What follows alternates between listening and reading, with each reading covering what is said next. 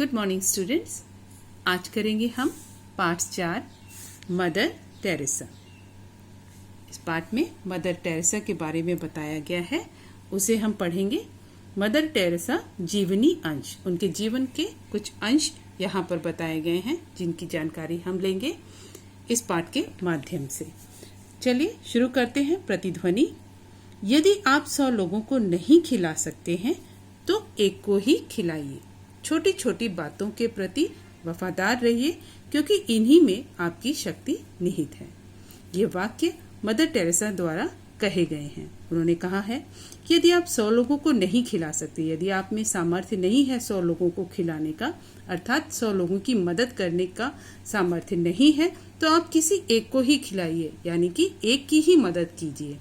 लेकिन छोटी छोटी बातों के प्रति वफादार रहिए। सदैव अपनी बातों के प्रति वफादार रहिए, ईमानदार रहिए, क्योंकि इन्हीं बातों में ही आपकी शक्ति विद्यमान है, निहित है। तो चलिए शुरू करते हैं चैप्टर। पाठ शुरू करने से पहले हम जान लेते हैं शब्दार्थ। पहला शब्द है असहाय। असहाय विवश, विवश या लाचार। दूसरा है व्यर्थ, व्यर्थ यानी बेकार। अनाथ यानी जिसके माता पिता न हो। व्यापक, व्यापक मतलब सब तरफ फैला हुआ, सर्वत्र फैला हुआ। समर्पित, समर्पित भेंट किया हुआ। उपेक्षित, उपेक्षित यानी तिरस्कृत, किसी के द्वारा भी न अपनाया जाना।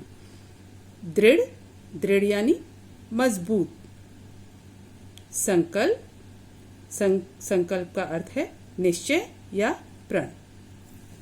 चलिए शुरू करते हैं चैप्टर।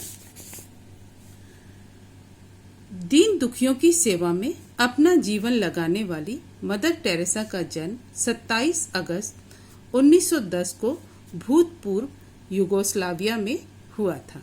इनका जन्म भूतपूर्व युगोस्लाविया में 27 अगस्त 1910 में हुआ था। किनका जन्म?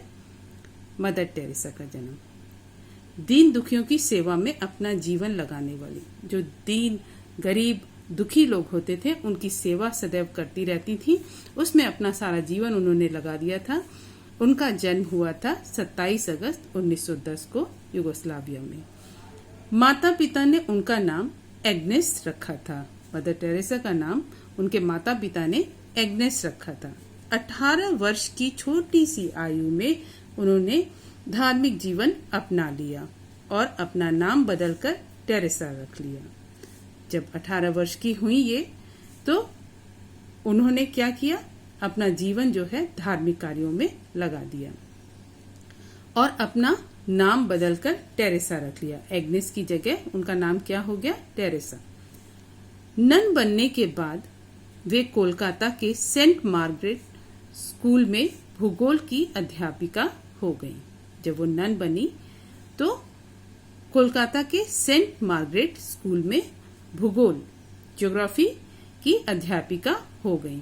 वो अध्यापिका बच्चों को पढ़ाने लगी।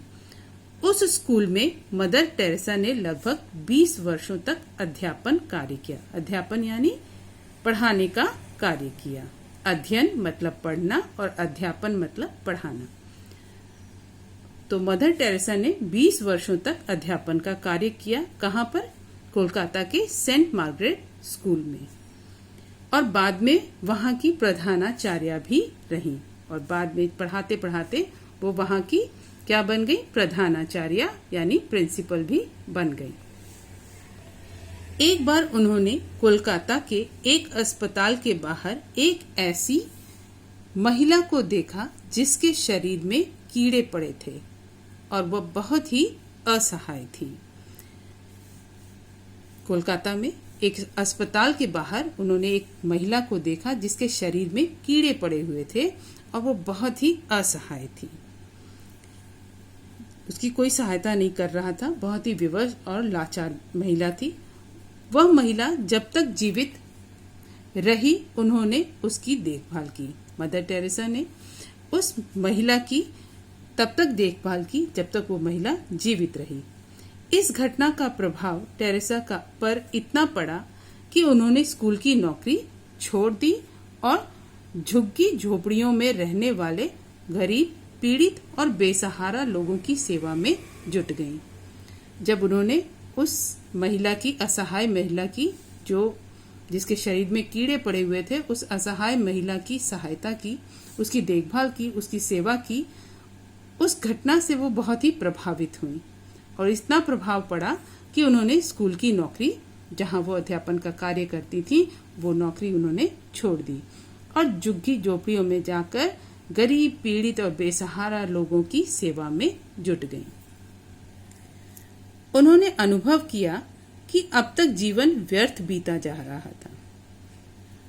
केवल शिक्षिका बनकर जीवन व्यतीत करना सही नहीं है। उनका कार्य तो समाज के गरीब और बेसहारा व्यक्तियों की सेवा करना है।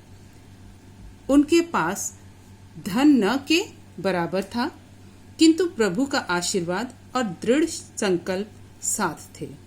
इसी पूंजी के बल पर उनकी यात्रा तब से लेकर मृत्यु तक लगातार चलती रही। जब लोगों की मदद करने लगी, लोगों की सेवा करने लगी, तब उनको एक अनुभव हुआ, उनको ये अनुभव हुआ कि अब तक जो वो कार्य कर रही थी उसमें उनका जीवन व्यर्थ यानी बेकार बीता जा रहा था। केवल शिक्षिका बनकर वो जीवन व्यतीत करना नहीं चाहती थी। उनका कहना था कि शिक्षिका बनकर जीवन व्यतीत करना सही नहीं है। उनका कार्य तो समाज के गरीब और बेसहारा व्यक्तियों की सेवा करना है, जो समाज में गरीब हैं, बेसहारा हैं, जिनको लोग सहारा नहीं देते हैं, जिनकी सहायता नहीं करते हैं, उन लोगों की सेवा करना उनका काम है। उन्होंने ये सोचा। उनके पास धन नहीं था, पैसे नहीं थे, बिल्कुल ना के बराबर थे, लेकिन ईश्वर का आशीर्वाद और उनका दृढ़ संकल्प, जो उन्होंने बहुत ही अपना पक्का इरादा, जो मजबूत इरादा कर रखा था, वो था और ईश्वर का आशीर्वाद था। और यही पूंजी उनके पास थी। इसी पूंजी के बल पर उन्होंने अपनी यात्रा प्रारंभ की और ये यात्रा कब तक चलती रही? उनकी मृत्यु तक। उनकी प्रसिद्धि देखकर कोलकाता नगर निगम ने उन्हें एक स्थान प्रदान किया। जब उनकी प्रसिद्धि होने लगी, जो लोगों की सेवा करती थी, जो गरीब बेसहारा लोग थे उनकी सेवा करती थी, तो कोलकाता नगर निगम ने उन्हें एक जगह दे दी जहां सर्वप्रथम मिशनरीज ऑफ चैरिटी का कार्यालय खोला गया तथा मदर टेरेसा अनाथों की सहायिका तथा अपंग अपाहिजों की संरक्षिका बन गई। जब उन्होंने जो स्थान उन्हें नगर निगम की तरफ, कोलकाता नगर निगम की तरफ से मिला, तो उस स्थान पे कौन सा कार्यालय खोला गया? Missionaries of charity. यहाँ पर मदर टेरेसा अनाथों की सहायिका, जो अनाथ थे, जिनके माँ बाप नहीं थे, उनकी सहायिका यानी कि उनकी सहायता करने वाली बन गई तथा अपंग अपाहिजों की संरक्षिका, जो अपंग थे, जो जिन अपंग और अपाहिज लोग थे, उनकी वो संरक्षिका यानी कि उनकी देखरेख करने वाली बन गई। सन 1952 में मदर टेरेसा ने अनाथ बच्चों के लिए पहला निर्मल फ्राइडे होम खोला। 1952 में क्या खुला? निर्मल फ्राइडे होम। यहाँ पर पोलियो और अन्य खतरनाक बीमारियों से बच्चों को बचाने के लिए सुविधाएं उपलब्ध होती थीं। इस निर्मल फ्राइडे होम में पोलियो और भी जो खतरनाक बीमारियां बच्चों को हो जाती थी, उनसे बचाने के लिए जो सुविधाएं उपलब्ध होती थी, इस निर्मल फ्राइडे होम द्वारा वो उपलब्ध कराई जाती थी। सन 1957 में आसनसोल में कुष्ठ रोगों से पीड़ित लोगों के लिए एक कुष्ठ आश्रम शांति नगर भी मदर टेरेसा के प्रयासों से खोला गया।